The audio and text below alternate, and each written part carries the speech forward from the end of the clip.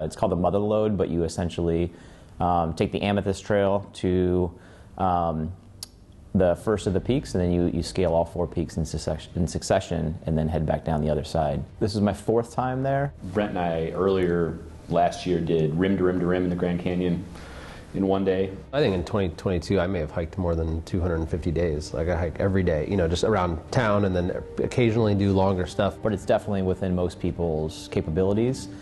What happened that day really was the weather. We were pretty prepared. I'm actually proud of how much we did prepare and plan. We were ready for 20 to 30% scattered showers. We were not ready for non-stop rain. You drill down to the hourly forecast and it showed 2 hours of, I think it said like 30 or 40% chance.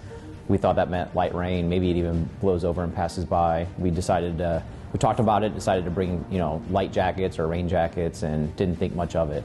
But that weather came as expected, or as forecasted, and it never let up. Very wet, very cold. When it started raining at 10:30, it was definitely not on. I mean, we were all like, oh wow, this is a little ahead of schedule. Yeah, this is too early for this. As soon as the water entered the picture, it got dangerous. It's to the level where I think people do bring ropes up there. You don't need ropes. The idea of down climbing it wasn't feasible. At least for, I mean, I'll just speak for myself, it wasn't feasible for me. It's kind of like a one-way door. Like once we got past that and then the weather didn't improve, it actually worsened. Our options from that point were no longer to turn backwards, to then down climb the technical areas that we just got through seemed impossible. We knew it took us 2 hours to drive there, and then it took us 6 or 7 hours to hike to where we were. And we're looking at the sun's gonna go down in 4 hours. And so as we were talking about it, we're like, you know, if we call for help now and they send a helicopter, it's going to take them a while, but let's give them plenty of time to get to us during daylight. Part of our conversation with one another is like, how much is this going to cost us? And like, I can't believe we're going to be on the news. Like, you know, we're one of these tourists that they always talk about. The dispatcher sort of takes the information and says, you know, tells us like, stay put. We've got your coordinates. We're coming. Our job now is to stay put and wait. And, you know, hopefully they'll be here before sunset. So this is still like 2 o'clock in the afternoon. They can't get the helicopter. They told us the visibility was way too low. So they're dispatching people on foot. And as soon as they said that, I mean, I was like, I don't think we're gonna make it. I mean, when I thought other people were gonna have to do what we just did, and we couldn't do it, we actually had doubts that another night we would survive. The temps that night did drop down to 33. There was some light snow.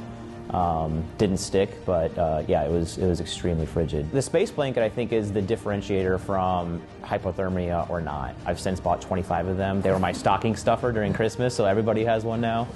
All through the night, when nobody got to us, we just could not figure out, like, why did they say they're so close and they couldn't get to us? And then we learned a lot at like 1 o'clock the next afternoon when we got to the Pinal County team. We found out after the fact that, in fact, expert climbers with ropes from Maricopa County Sheriff had made it up to the top of Browns Peak at about midnight. We waited till 11.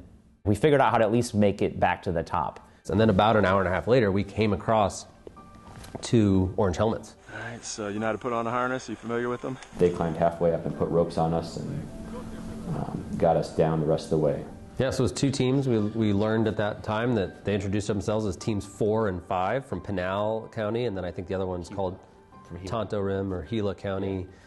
I realized, you know, oh, that probably means you're the backup. Yeah, there's like 3 teams that couldn't get to you guys. Their phones all rang at 1 or 2 in the morning, and of course at that point I didn't even know that search and rescue was all volunteer. You know, so then I started realizing that these were just volunteers who were laying in bed and had their phones ring, and they grabbed their go bags and started driving.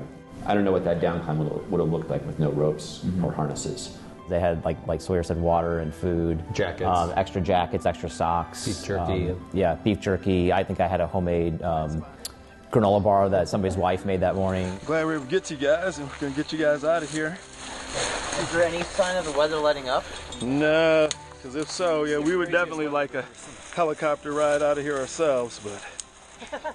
Everybody was very positive. I think we were joking with each other a little bit like, oh yeah, we're going to be those idiots that get rescued. But there was no shame, there was no criticism. They were excited to find us. They didn't have to be there. When we got back to the car, I mean, there might have been 100 emergency vehicles, 2 shade tents, a bonfire, McDonald's burritos were there, like sheriffs from 4 counties. They were just a completely diverse group of people, many of which are either still have a full-time job with family or are retired, and this is just what they do, in their retirement because they care about it. And even the groups from different counties all knew each other. They had all been in similar events and trainings. I mean, there was a lot of shared experience, and they all clearly had made it into a lifestyle. It was overwhelming emotionally to be rescued by such a large group of people and realize how many attempts were made and how far people were coming.